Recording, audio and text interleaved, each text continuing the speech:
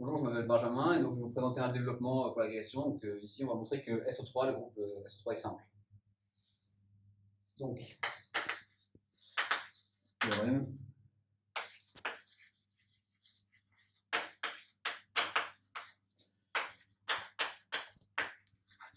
Donc pour commencer, on va commencer avec un lemme. Donc on va montrer une forme, en fait, une sorte de forme normale pour tout élément de SO3. Donc on va montrer que donc, si G appartient à SO3, alors G est semblable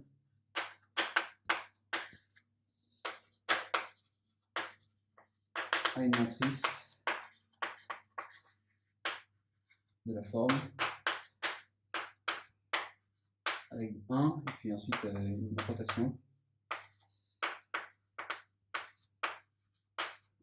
comme ceci. Voilà. Donc pour montrer ce lemme, on va d'abord regarder le spectre de G. Donc déjà, si lambda est une valeur propre réelle de G, alors c'est plus ou moins 1. Et de plus, donc, si lambda est une racine non réelle, donc une valeur propre,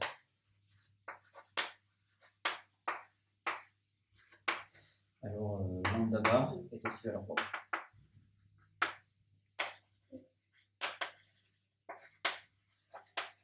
Donc, et avec ceci, en fait, ça va nous donner que les spectres possibles, donc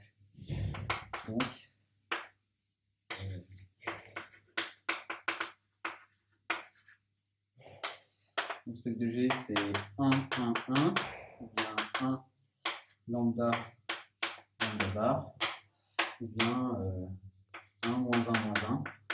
Il ne peut pas y avoir moins 1 lambda bar, sinon ça contredirait le fait que G dans ce 3, on aurait un déterminant négatif, égal à moins 1. Voilà, et donc maintenant, on voit que 1 est toujours valeur propre. Et donc si on regarde, donc si on prend donc soit V, donc un vecteur de R3, vecteur propre,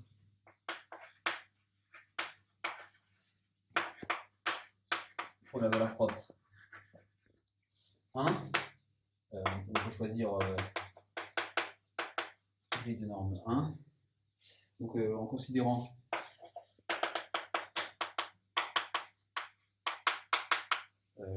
F l'orthogonale sous espace propre et de la droite RV, F, puisque G est orthogonale, F est stable par G, et donc on peut parler donc un homomorphisme induit de G sur F. En fait, il est dans il est dans SO2, qui est déterminant 1. Voilà. Comme ça. Et donc il s'écrit. Donc, ça termine la preuve. Bien. C'est une matrice de rotation.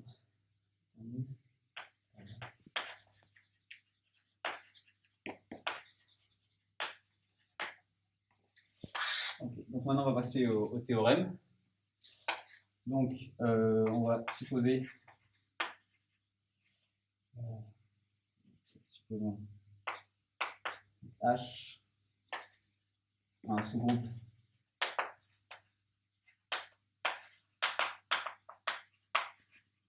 distingué de SO3 et on va montrer que H contient un retournement. Donc,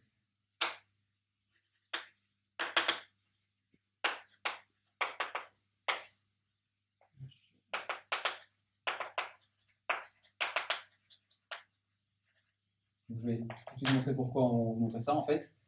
Donc, d'abord, parce qu'en fait, si Donc, si H contient un retournement, en fait, il contient tous les retournements.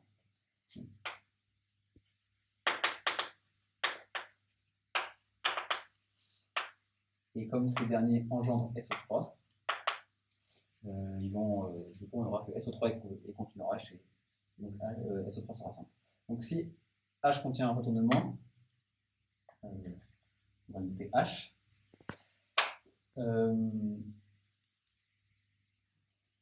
Alors,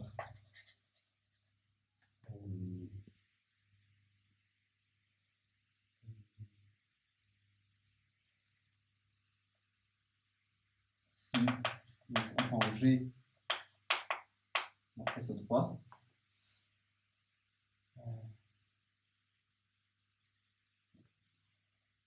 soit G dans SO3, GHG-1,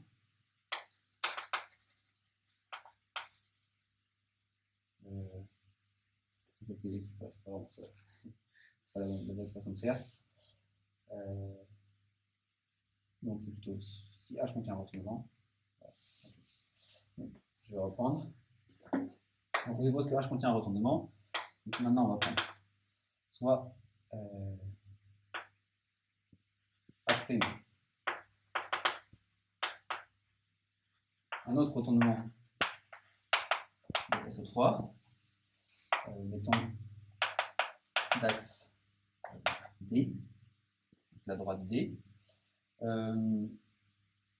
on va dire que notre retournement H, on déprime celui qui est ici, et on va dire que H, le retournement, est celui-ci d'axe D. Maintenant, il existe G dans SO3 qui envoie D sur D'. Et donc, si on considère GHG-1, en regardant le sous-espace propre associé à la valeur propre 1, on voit donc,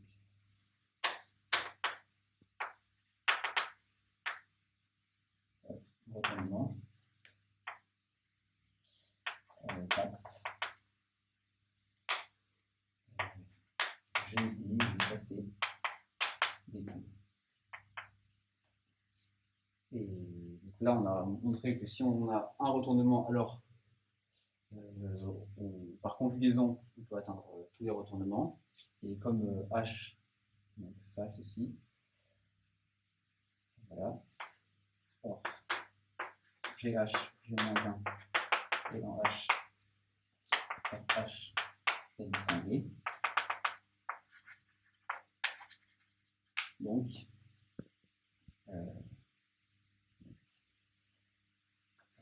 SO3, H. Okay. Donc maintenant, il reste à trouver un retournement. Donc pour trouver ce retournement, on va considérer l'application. Donc, soit phi, d'abord, donc soit phi qui a H associe trace, G, de G H0, G-1, H0-1, ou H0 est pris dans H privé d'identité. Donc on prend H0 non trivial. Oui, donc on suppose que le sous-groupe est non trivial. Ça ne prend pas de contre-exemple. Donc on pose ceci. Et donc, grâce à notre lemme, puisque G H0, G-1, H0-1 appartient bien à SO3, on voit que l'image de G est inférieure, si on regarde la trace,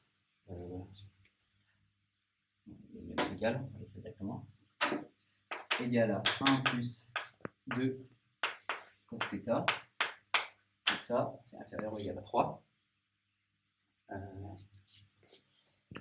de plus. SO3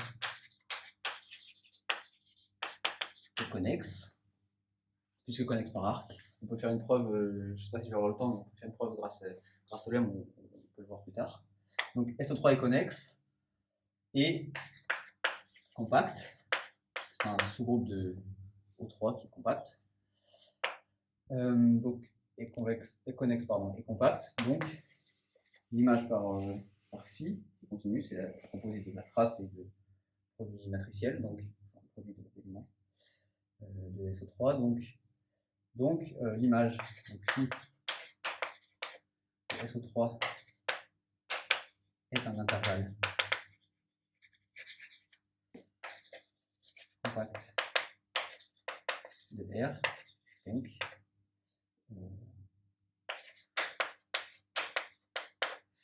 de la forme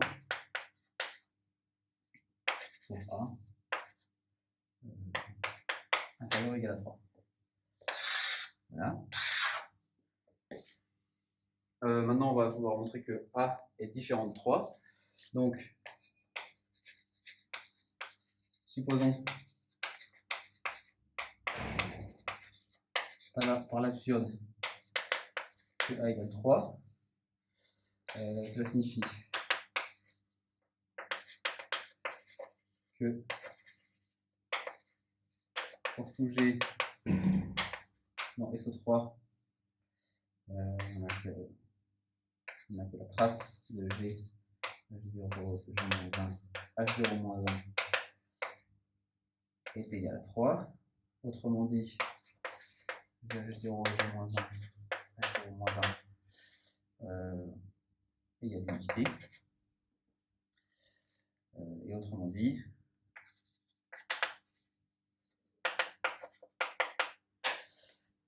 G commute, H0 commute puisque tout G commute à G pour tout G dans SO3. Ça c'est exactement dire que H0 appartient au centre de SO3, mais ce dernier est réduit à l'identité puisque 3 est impair. Et ça c'est absurde. On a supposé H0 non trivial.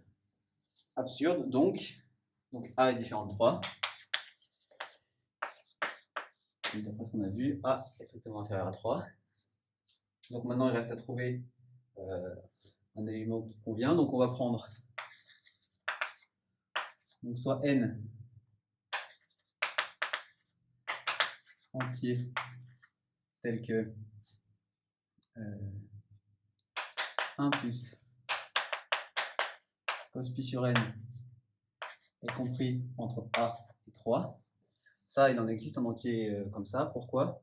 On peut le voir parce que, par exemple, cette suite, comme la fonction cosinus est décroissante, cette suite, si on considère cette suite 1 plus cosinus pi sur n, pardon, 2, elle tend vers 3 quand n tend vers l'infini.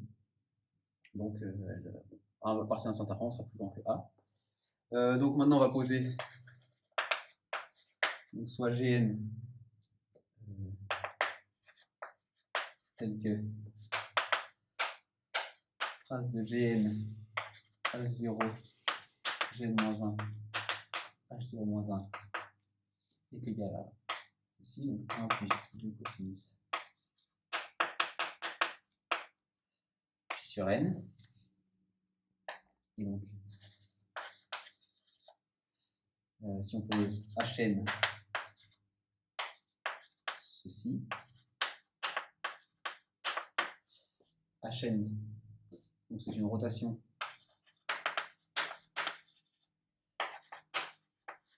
dans le pi sur n. Et comme H est distingué, on a bien que Hn H. De plus, Hn puissance n appartient à H. Je pense que c'est un pouvoir produit. Et mais Hn puissance n est une rotation. Une composée de rotation, c'est une rotation. Mais ici, d'angle n fois pi sur n, c'est-à-dire pi. Donc Hn, un retournement qui appartient à H. C'est ce qu'on veut montrer.